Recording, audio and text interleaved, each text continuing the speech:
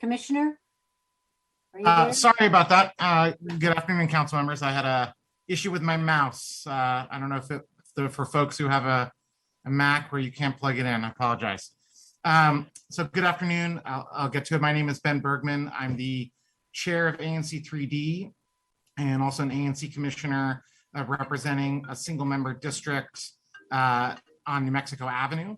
I'll say up front, ANC 3D's Transportation Committee plans to discuss both these bills this month, and I anticipate that our commission will provide substantive feedback on areas we feel can be improved. As this committee knows well, our commission has been extremely supportive of efforts to improve safety on our roads, particularly installation of sidewalks and protected bike lanes connecting to schools, which is why I'm excited about these bills.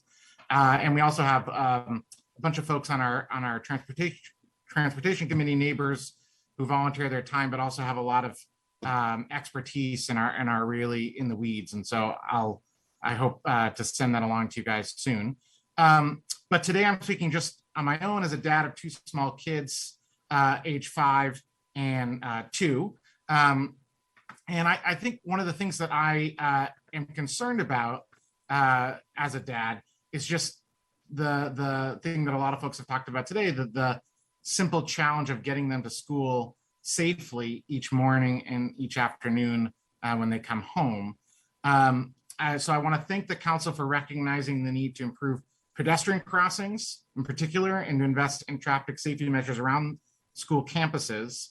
One of the things that I like most about these bills is the focus on design and also the recognition that we need to address safety issues at scale rather than one by one, intersection by intersection, debate after debate about whether there should be a crosswalk here or a sidewalk there. We need real standards, and those debates should be about exceptions to a rule that is a rule that's encouraging safety measures, not debates about whether we install safety measures.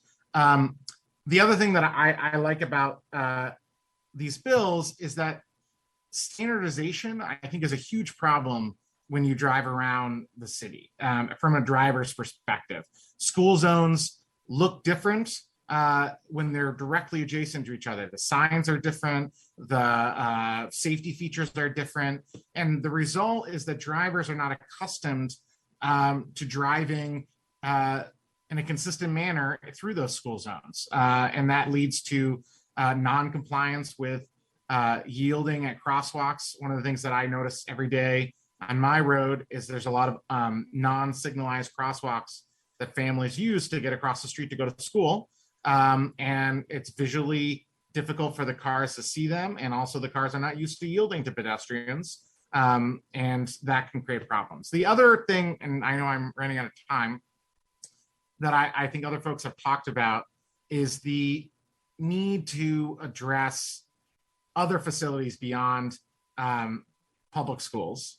In particular, I'm thinking about parks and recreation facilities, libraries, some of our private schools that are many in the area, and I know that aspects of them are addressed in the bill, but they are not subject to some of the same safety measures. And also college campuses and childcare facilities. I have a daughter who's turning 2 on Thursday, on St. Patrick's Day. And she is extremely independent, like her friends. She loves walking and running everywhere. The more stairs, the better. And each morning I see her toddling up to school with her friends at a daycare that's a block off a major avenue. And there's no signage. There are no safety measures in place, recognizing that although, yes, this is an apartment building and there is a daycare, but there's a daycare on the first floor. And there are kids going back and forth throughout the day. And I think that's a huge issue that we need to think about maybe in a separate bill because the safety needs are different. The challenges are different. Think about a library where pedestrian traffic is different. It occurs at different times than at schools when there might be other safety hazards to consider. And I'll conclude by just saying, what I'm very encouraged by is that I think there's a recognition at the council that Vision Zero can't be a slogan. It can't just be a branding campaign. that we need to really change the infrastructure in our city, and we need to really invest in that in a holistic fashion if we hope to make progress. So I'll conclude, and I thank the council members for introducing the bill and all the members of the council that are. Thank you very much.